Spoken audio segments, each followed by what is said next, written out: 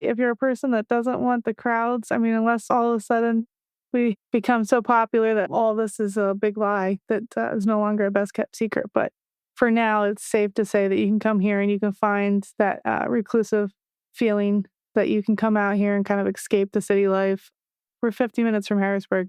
You want to get out somewhere, but you need like a nice, decent trail to hike and you don't want to be running into crowds, come here. Come here. How are the night skies here? Beautiful, especially with the way the mountains keep a lot of your city lights out.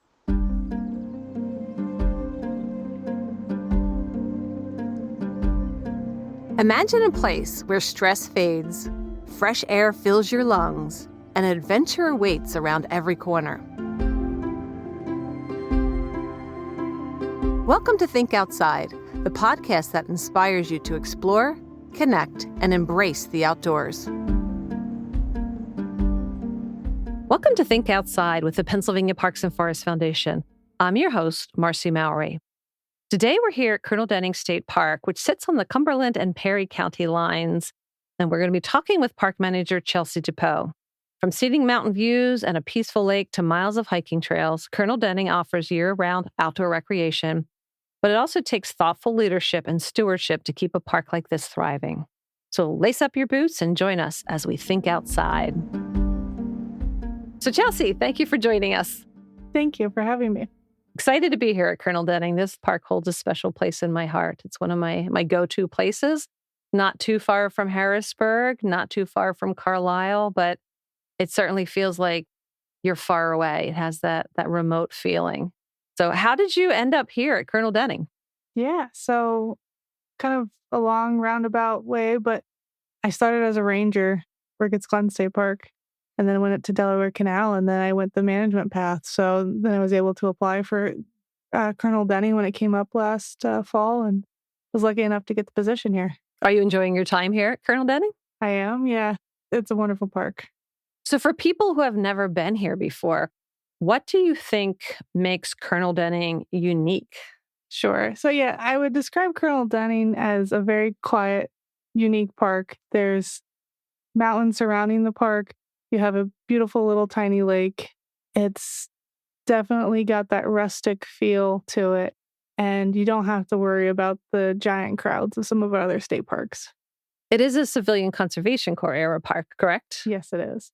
And that's the other very unique thing is the CCC aspect of it. And there's a lot of features that you can still come and see. Oh, such as? The spillway. It has the original CCC era dam built. And there's still pavilions left from it down by the campground. So, and then also our campground bridge, which is going to be getting redone, but we're kind of keeping that CC era feel to it. Oh, wonderful. You know, I'm always impressed. When I first started working at the Pennsylvania Parks and Forest Foundation, I had an opportunity to meet some of the boys, as they were called back then. And, you know, stories they would tell that they never thought that what they were doing back in the 1930s would be here this long and would touch so many generations of people. So it's neat that you have that here. What are the park's most popular features or activities? Yeah, so I think our most popular features that we have are surrounded by Tuscarora State Forest. So we're kind of their gateway. That's how we get described a lot. And they have 96,000 acres.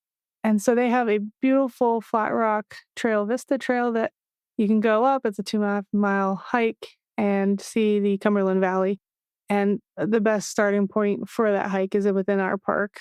And some of it runs through us. And I think that's probably our biggest feature. And then I think camping and having that quiet mountainous camping is another big popular thing for us. Nice.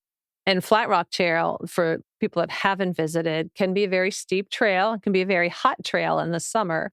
So how would you suggest people prepare for a hike, depending on what time of year they're going to do that particular trail? Absolutely, yeah. The Flat Rock Trail is definitely not something you want to come unprepared for. Bring water, hiking boots.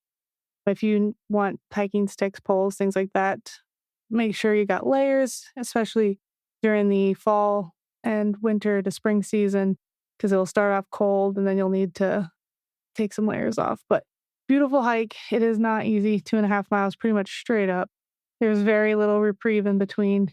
And then once you're there, though, it's all downhill. Which has its pluses and its minuses. And it is an amazing vista. I also like the nature trail here. I find that it's nice and level, but it offers a lot of different ecosystems. Mm-hmm. In the fall, I've also walked it to look for mushrooms, and I've had a beautiful array of colors. Yeah, absolutely. I think mushroom hunting is popular here as well due to the shade that we get from the mountains. And the nature trail is very pretty. Like you said, it goes around the lake. It goes up a mountain and stream. You have just a little elevation changes, but nothing crazy. A good hike for the family. What else can families do if they're here? If they're staying for the weekend or the week in the summer, what can they do? Sure. So we have a swimming lake. So there's a swimming designated area that's open from Memorial Day to a little bit after Labor Day. With the campground, of course, you got doing the general day hikes. You can go visit the local town of Newville or go out to Carlisle for a little bit more excitement. And then, like I said, gateway to Tuscarora State Forest. So endless opportunities there as well.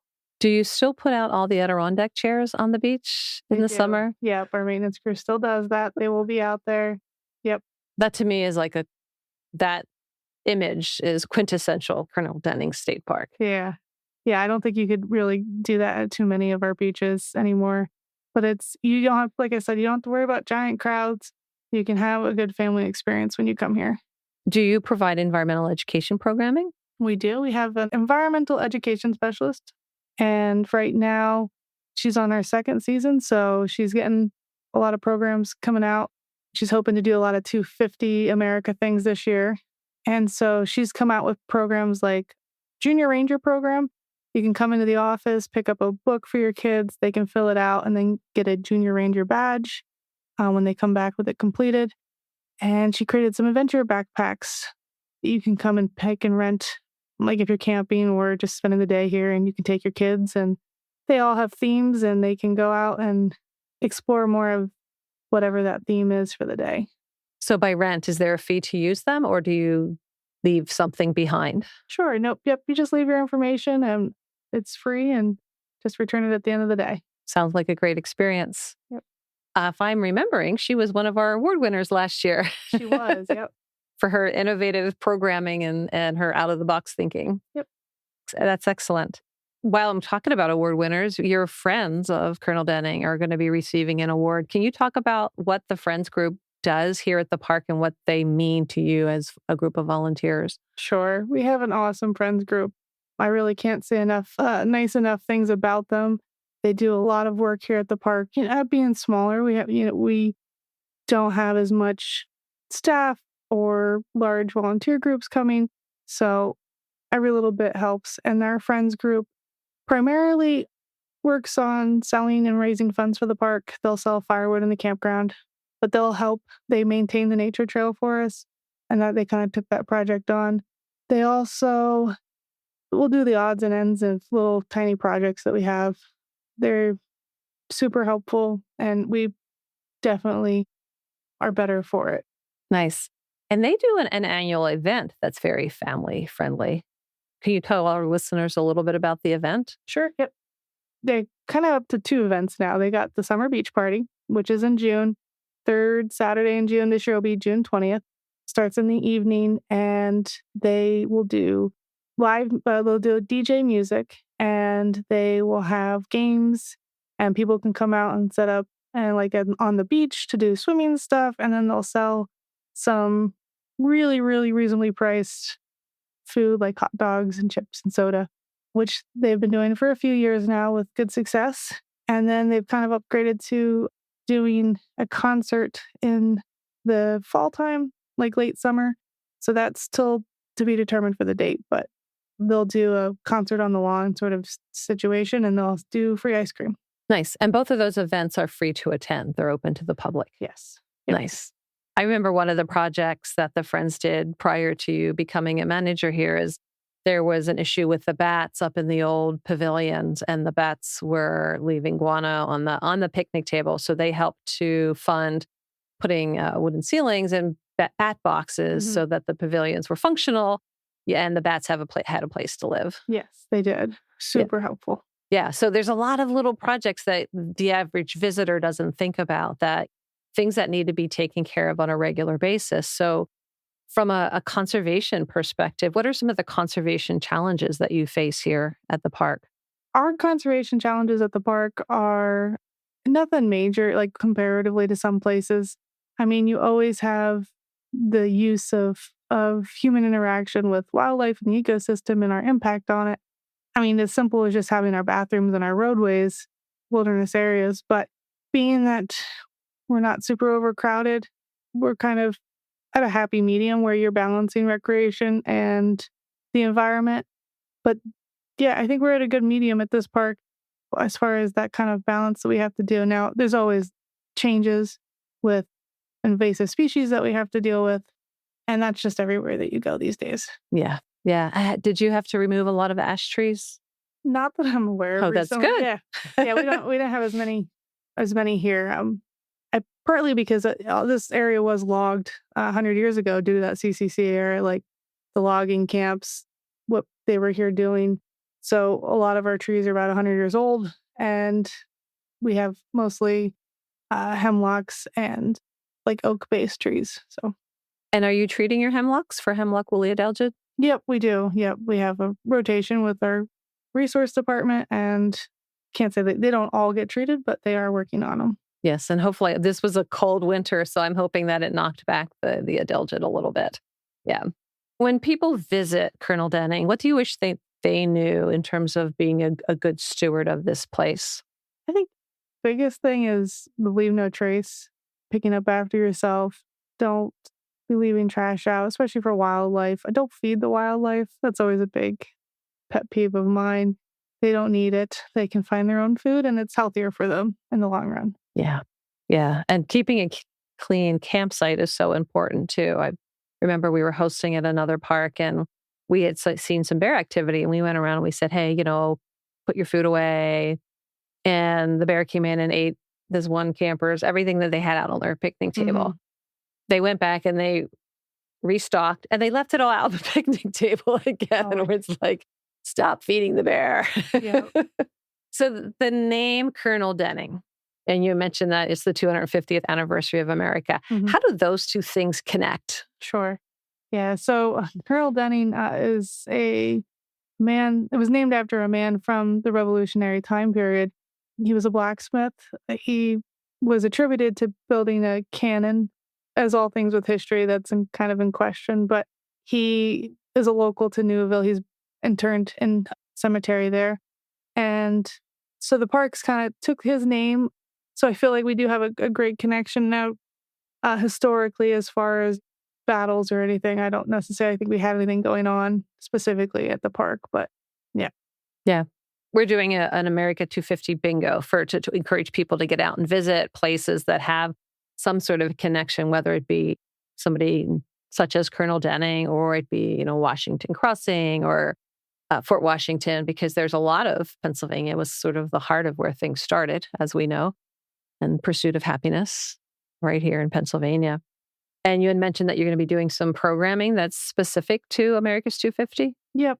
Our environmental education specialist will be doing something, and she's hoping to get a fall education event together, but that's still also in the works. Awesome. Yeah. Awesome. We'll look forward to that. We're talking about the park, and we're, hoping that it attracts new people to visit, the people that may not be familiar with Colonel Denning. How do you create an environment that welcomes all visitors? Sure. Yeah. I mean, state parks are definitely great places for everybody. We want everyone to be feeling included, and that it's a welcoming, safe place. Coming to Colonel Denning is probably pretty close to one of the safest places you can get, as long as you go out hiking prepared. Yeah. Yes. And always wear the proper footwear. Yeah. I remember being here once, and there was somebody wanting in the middle of summer to start hiking flat rock in flip-flops. And I'm like, that might not be the best idea. Is there anything else coming up at Colonel Denning that you want people to know about? When does your campground open for the season? Yeah, our camping opens the first weekend in April with the Trout opener. That is also one of our biggest kind of events, actually, coming up soon. They will stock trout in our lake, and once 8 o'clock starts, you'll see everybody lined up, ready to go. And it's a big to-do. Our friends group usually gets out there and provides free coffee and hot chocolate, and they're planning on doing that again this year as well. Nice. Yeah, because could be cold, could be warm. Yep. Hard to know. So I'm hearing hiking, fishing, swimming. Do people paddle in the lake? I know it's not a very large lake, but there are people do kayak in it. They do, yeah. Boating is allowed pretty much all year round, except for once Trout happens, the Trout opener to Memorial Day weekend. But after that, anyone can go out. There is a little boat ramp. It's paddling only. There's no motorized. The lake's small. It's not very deep.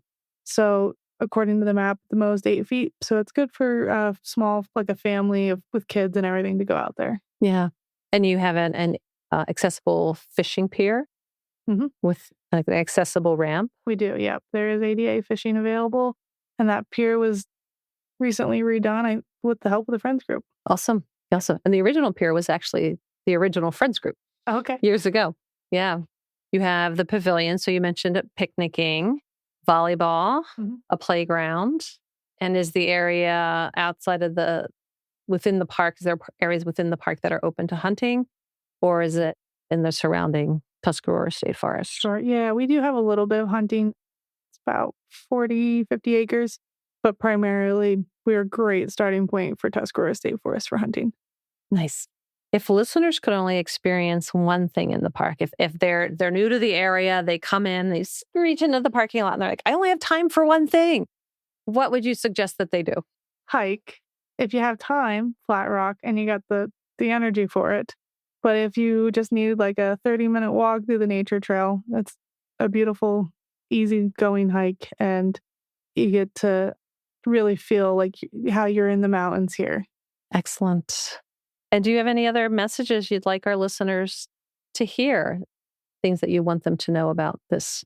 I'd call it a best-kept secret, but we're kind of slipping it out there. Yeah. I would say that if you're a person that doesn't want the crowds, I mean, unless all of a sudden we become so popular that all this is a big lie that is no longer a best-kept secret. But for now, it's safe to say that you can come here and you can find that reclusive feeling that you can come out here and kind of escape the city life, which I think is the best part of it. Like, we're 50 minutes from Harrisburg. You want to get out somewhere, but you need like a nice, decent trail to hike and you don't want to be running into crowds, come here. Come here. How are the night skies here? Beautiful, especially with the way the mountains keep a lot of your city lights out. Yeah, I mean, I don't live far away and I can look up in the night sky and see the stars shining bright all the time. So reserve yourself a campsite, bring your telescope and set up. Yep.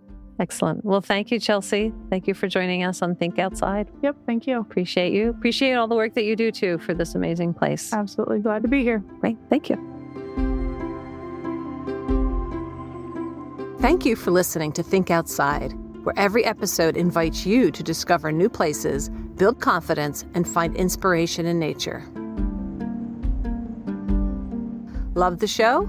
Subscribe for more inspiration, share with a fellow explorer, and let's keep thinking outside together. For more resources and inspiration, visit thinkoutside.podcast.org.